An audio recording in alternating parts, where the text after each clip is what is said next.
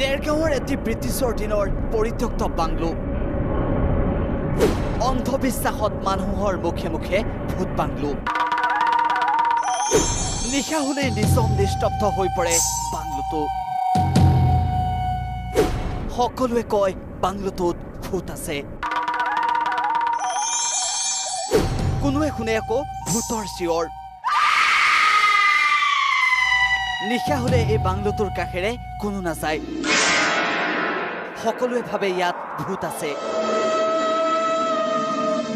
মানুহৰ মুখে মুখে চলি আহিছে যে নিশা হলে অশৰীৰী আত্মাই কালি থাকে ইয়াত দেৰগাঁৱৰ বৰুৱা বামুন গাঁৱত আছে এই বাংলোটো কিন্তু দিনৰ ভাগত অসমৰ বিভিন্ন প্ৰান্তৰ পৰা এই জৰাজীৰ্ণ বাংলোটো চাবলৈ আহে বহু লোক ব্ৰিটিছৰ প্ৰবল প্ৰতাপী আৰক্ষী বিষয়া আছিল লোকনাথ দাৰোগা 1920 চনতে নিৰ্মাণ কৰিছিল এই বাংলোটো তেওঁৰ জীৱিত কালতে নিজ পুত্ৰ কন্যাৰ মৃত্যু হোৱাৰ পিছত লোকনাথ দাৰোগা আৰু তেওঁৰ পত্নী 1952 চনত মৃত্যু হৈছিল তাৰ পাছৰে পৰা এনে অৱস্থাতে আছে এই বাংলোটো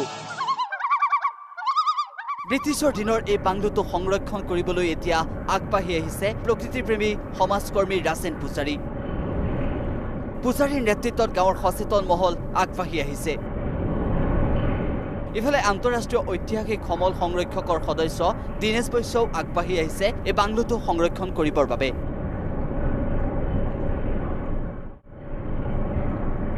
বিজ্ঞানৰ যুগত মানুহৰ অন্ধবিশ্বাস আৰু ভ্ৰান্ত ধাৰণাক প্ৰতিহত কৰি সংৰক্ষণ কৰিবলৈ অহা কাৰ্যক গাঁওবাসীয়ে আদৰণি জনাইছে